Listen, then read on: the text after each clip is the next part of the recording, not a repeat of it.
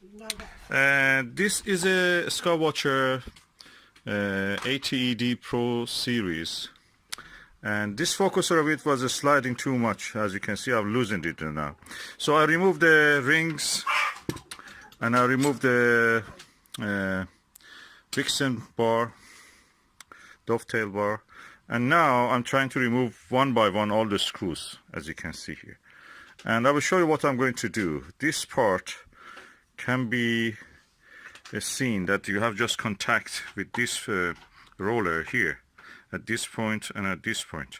So I will just try to use a abrasive tool and just make it smooth, so all of this will be engaging in the friction holding this. And now I've removed all the 3 screws. 1 screw has remained and 1 Allen key, so I remove these ones also now. Okay, I have removed all the 4 screws. This Allen key the screw doesn't hold anything which is related to this. Just hold this piece of the Teflon. So this is the part that causes friction. I will put it back when I have done with it. Don't want to remove it. This focuser tube now comes out, and as you can see is this. I removed the optical tube assembly and cover it with something so it will not get collected in dust. Okay, now I've put the focuser apart. This is the tube. As you can see, inside is completely blackened. I can even remove this part and put this inside the vise, and then with a tool I will just flatten this more slightly. This purpose, because I'm working in home, in living room, and I don't have a shop here, workshop, so I'll use a tray, and I'll put the vise inside here, and we go ahead with the. This is unboxing of a drill press vise. I got it, it's a Magnuson one. I bought it from the Screw Fix for £19.95. It's very good. I already tried it. I wanted something heavy that don't need to be attached to anything, because I'm working obviously in the table in the living room, so I don't have much chance to actually attach it to a table here permanently. So something heavy that can hold things on its own is what I wanted. The weight of it is, if I can find here, is made in China. The weight of it is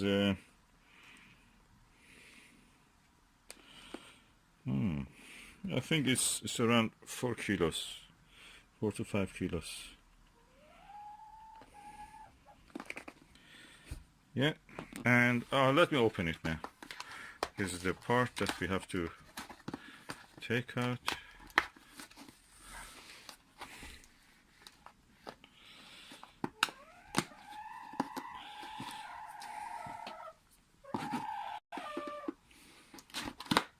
Okay, and as you can see, this is a quite heavy object.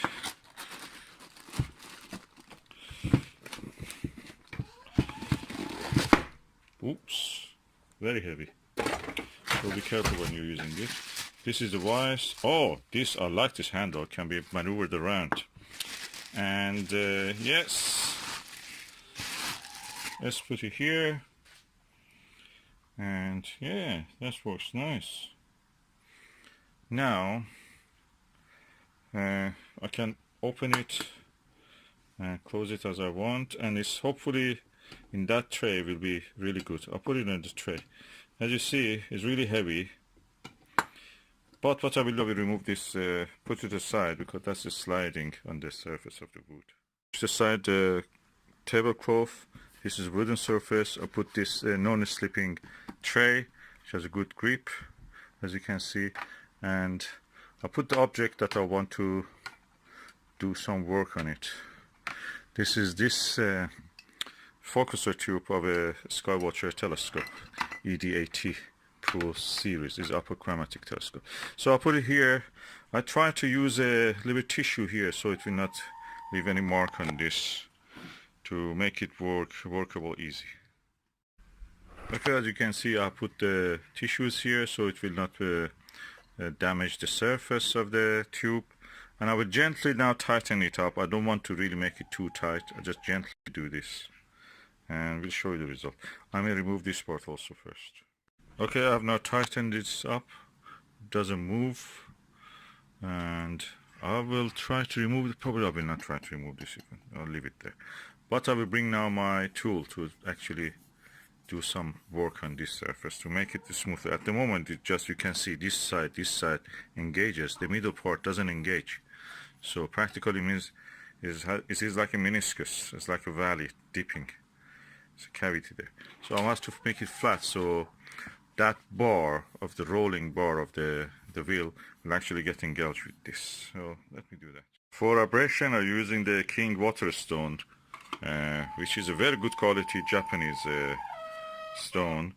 I gently probably make it a little bit moist, then I will try to rub it against here in a way that I keep a flat surface. I should not really go like this or like this to give a shape of the convex shape.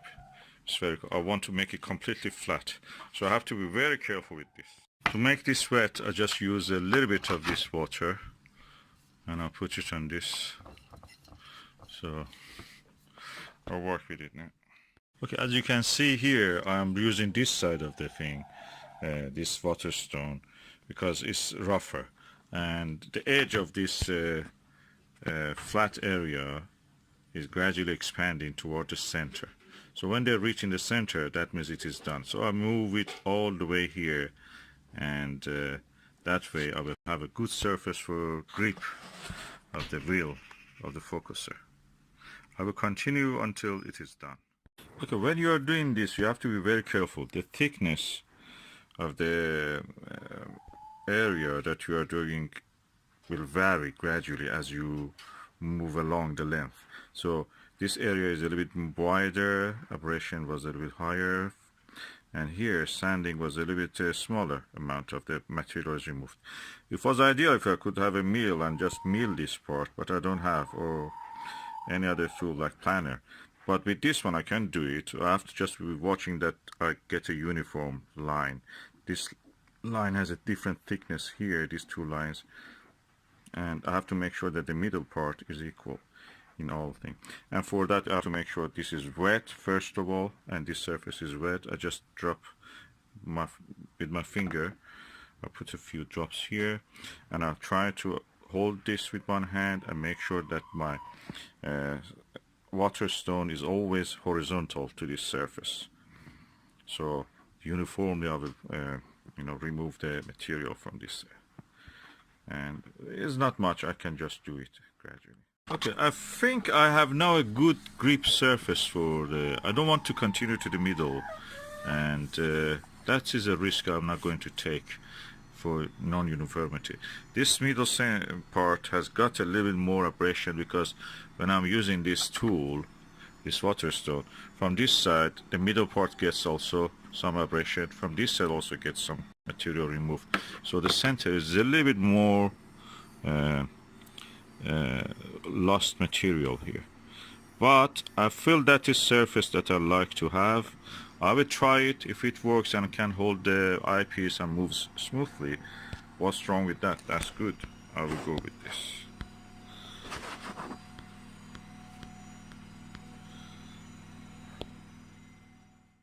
Now I have removed the focuser from the vise, and I'm going to put this aside and assemble the focuser system again.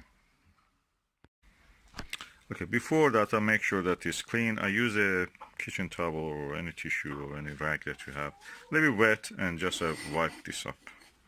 So make sure that it's clean.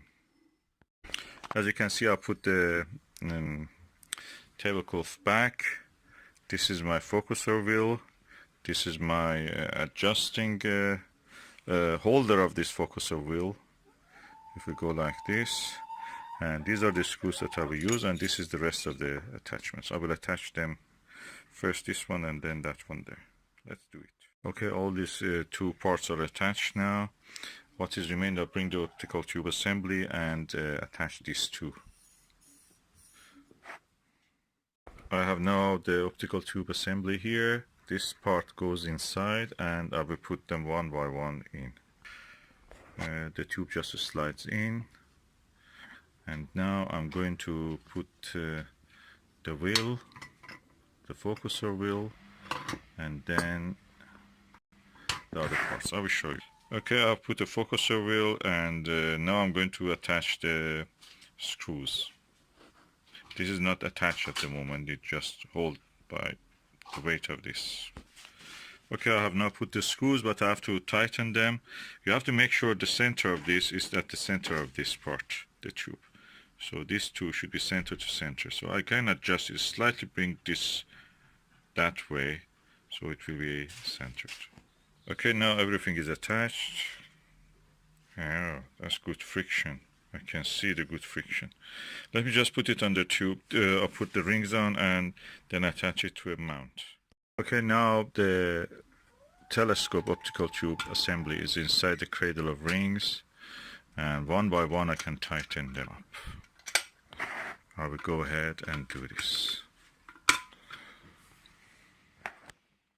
Okay, now I've tightened the rings, and now I will bring the mount. It's a Dobsonian mount for the Skywatcher Heritage Virtuoso. I've installed the mount, the optical tube assembly with the wicks and dovetail, and everything else is installed. As you can see, it's quite nice and easy to move the tube. You can hear the friction.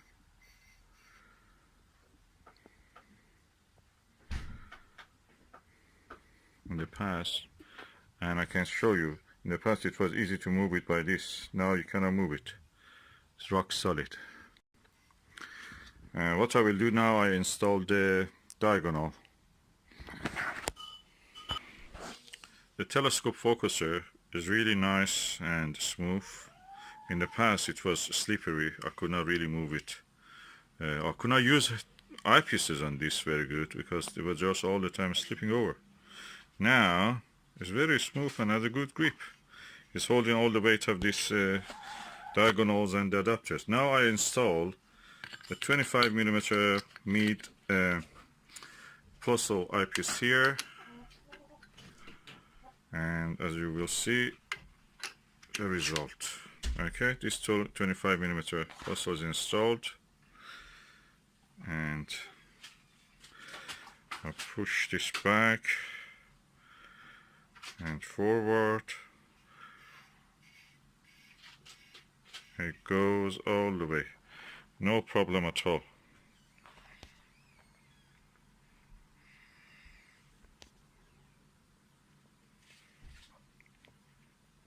Of course, the length of this is now increased, so the balance is now gone off balance. So I'm just pulling it back so the telescope will be in balance again. I tighten up the Dobsonian mount also. Let's look at something now just for the good end. The foot at one of these trees, and we look at the eyepiece now through the Meade eyepiece.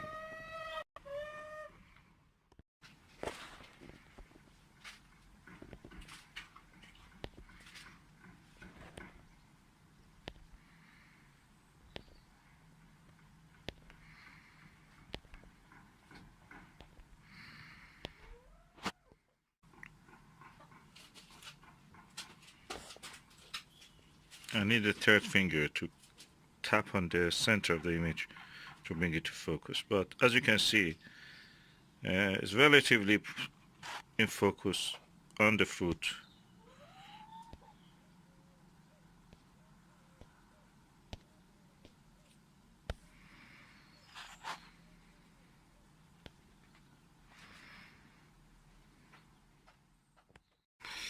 I must say it really stays in the focus when I'm watching with the normal eye. This holding the camera is a little bit dodgy, so it's not easy as it looks. Try it, you will see what I mean. But anyway, you saw something, and image quality is very good. Focus stays in focus. Camera could not focus because it doesn't like to focus on one object. It wants to focus on the whole thing, and it cannot do what I want at the moment. I wish I had the third hand. I'm going to use now one of my relatively heavier eyepieces. This is a APM HDC 13mm 100 degrees eyepiece. It's a 2-inch one at this with this adapter that it has. So I have to remove this 2-inch adapter to one and put the eyepiece here. At the moment it's holding really well. Okay, now we have a good focus. Let me try. Can I move it smoothly? Oh, it does move without any problem. The focusing wheel really works. Look at this. Oh, in the past I couldn't really do this. Oh, look, it works. So the remedy that I did is working. So let's just go and see through this one. Let's look through this eyepiece.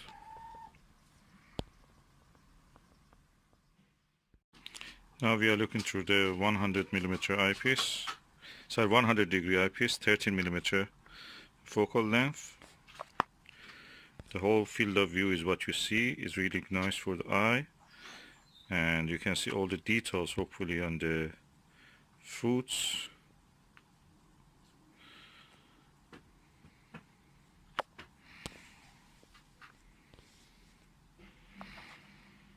The shaking that you were seeing is because of my hand probably, or my heartbeat actually.